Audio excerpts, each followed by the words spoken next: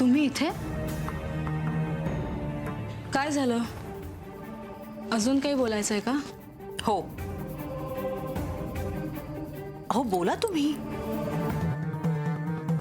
म्हाळसा, जेजुरीला संदेश पाठवण्याचा पर्याय आहेच आपल्याकडे.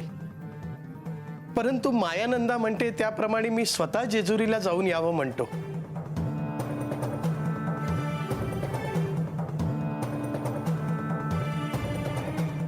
का? कशासाठी? कशासाठी म्हणजे? हे प्रत्यक्ष बोलतील श्री खंडेरायांशी. हे काय बोलणार आहेत? मी सगळं सोडून आले आहे. त्यांनी मला राजवाड्याच्या बाहेर नव्हतं काढलं. पण मग आई वडील म्हणून आम्ही गप्प बसून राहायचं? तुम्ही माझ्या सहनशीलतेचा अंत पाहणार आहात का? मायानंदा, म्हाळसाला जर आता ह्या विषयावर बोलायचं नसेल तर आपण तिला आग्रह नको करायला. मग आज एक इकडून संदेश पाठवा, एका सप्ताहाने तिकडून एक संदेश येणार. इतकंच करत राहणार का आपण? अहो मला तर काय करावं तेच सुचत नाहीये. मी सांगते ते करायचं. ऐका माझं. ती बानू जोपर्यंत त्या जेजुरीत आहे तोपर्यंत माझ्या लेकीला काही सुख मिळणार नाही. आधी तिला तिथून बाहेर काढायचं. आई, तू यात पडू नकोस. म्हणजे काय?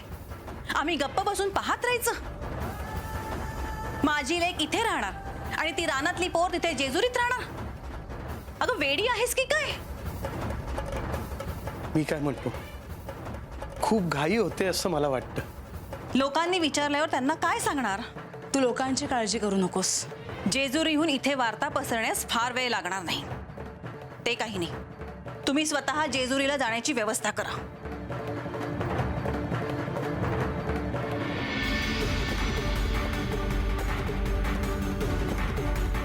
म्हाळसा, तू काळजी करू नकोस. मी बोलेन तिच्याशी.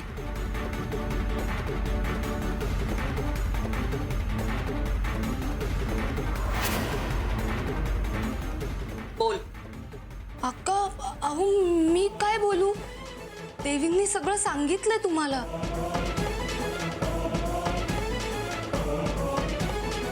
अहो नको. घे. मी काही सांगितलंय हे देवींना कळू देऊ नका, नाहीतर त्या रागावतील हो माझ्यावर. आता बोल. म्हाळसा देवींनी बानूला आज्ञा दिली होती निघून जा असं. मग पुढे? मग पुढे काय? ती निघून पण गेली. मग माशी कुठे शिंकली? देव युद्धावर गेले आणि युद्ध ज्या दैत्यांसोबत होतं त्यांनी म्हणे तिला कैद केलं होतं. मग काय, देवांनी सोडवलं तिला आणि घेऊन आले पुन्हा. हेच नेमकं देवींना आवडलं नाही. बरोबरच आहे म्हाळसाचं. देवींनी सांगितलं देखील की तिला जायला सांगा असं, पण त्यांनी ऐकलं नसणार.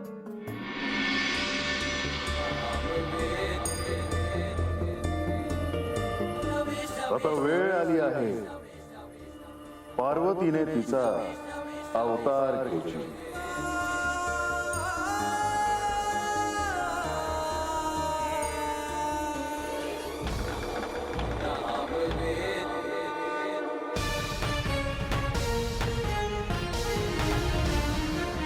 स्वामी, मला वाटलं तुम्ही ध्यानस्थ असाल. तुमच्या साधनेत व्यत्यय येऊ नये हेच माझ्या मनात होते. पार्वती, मी साधनेतच होतो, परंतु अचानक मला एक गोष्ट जाणवली. ती कोणती स्वामी? पार्वती, तुला आठवतंय मागे एकदा श्री लक्ष्मी देवी लुप्त झाल्या होत्या.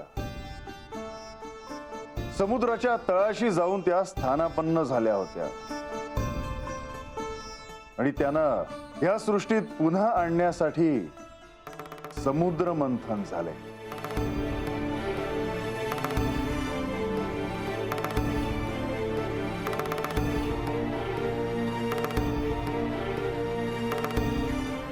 होय, मला ते आठवते आहे स्वामी. त्यावेळी अनेक रत्न बाहेर निघाली होती.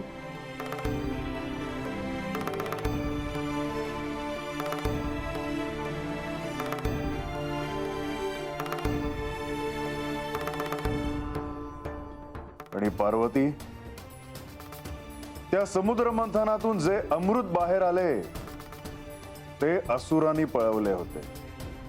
ते अमृत पुन्हा प्राप्त करण्यासाठी श्री विष्णूंनी सुंदर मोहक अशा स्त्रीचे रूप धारण केले होते.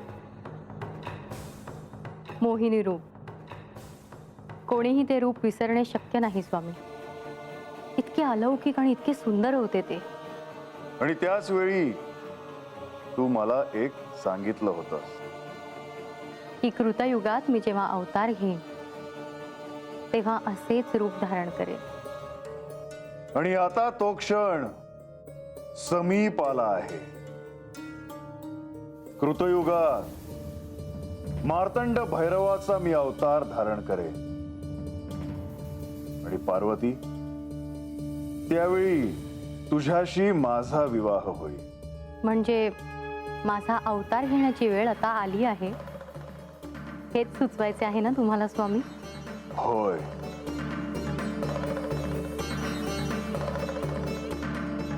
पार्वती, काय झालं? तू कसला विचार करत आहेस? मात्र ह्या कृतयुगात आणखी काहीतरी घडणार आहे असे राहून राहून वाटते. ते काय हे सांगता येत नाही. मात्र तुला ते आठवतंय? नाही.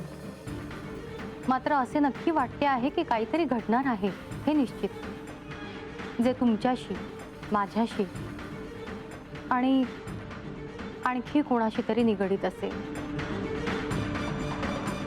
पार्वती, तुला जे काही सांगायचे आहे ते तुझ्या स्मरणात आहे? नाही स्वामी, इतके काहीसे आठवत नाही. मात्र ते आपल्या विवाहाशी संबंधित असेल असे वाटते. असो, कितीही स्मरायचे म्हटले तरी ते शक्य होत नाही.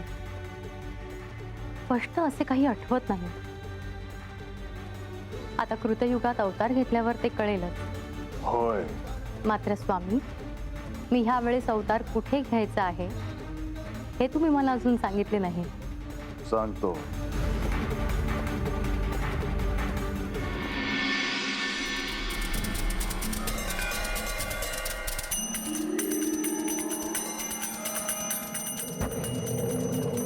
मायानंदा, एकटंच बसलात? काय करायचं एवढ्या मोठ्या वाड्यात?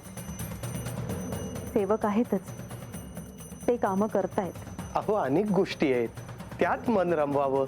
बाहेर जायचं म्हटलं तर सगळ्यांचा हाच प्रश्न की कधी शुभ वार्ता देताय, काय सांगायचं त्यांना, घरी कुणाला बोलवावं तर प्रत्येक जण काहीतरी उपाय सांगतात. काय करावं काही कळत नाही. महादेवांची इच्छा, आपण काय करणार? अहो, पण आपण काय काय नाही केलं. उपवास केले, यज्ञ केले, अनुष्ठान झालं, पण पोटी काही मूल नाही. काय करायचं हे एवढं वैभव, ही एवढी संपत्ती? पुत्रच व्हावा असं नाही, कन्याही चालेल, पण मला आई होण्याचं भाग्य मिळावं. आपण आशा सोडायला नको. श्री महादेव सारं काही मंगल करतील. अहो, पण मग विलंब का होत आहे? असं काय पाप केलंय आपण? अहो, हे सारं काही पूर्वकर्मानुसार होत असतं. आपण जर माता पिता होणार असू तर ते कुणीही टाळू शकत नाही. आणि मी श्री महादेवांची प्रार्थना करतोच आहे. हे त्यांचा निर्णय बदलणार नाही, पण मी केवळ माझ्या आईवडिलांसाठी तिकडे यायचं ठरवलं आहे. चोडोपा, म्हाळसेच्या स्वागताची सिद्धता करायला घ्या. माता येणार आहे? होय गणेश. तिथे राहायचं की नाही हे अजून मी ठरवलं नाही. तिथे गेल्यावरच ठरवेन.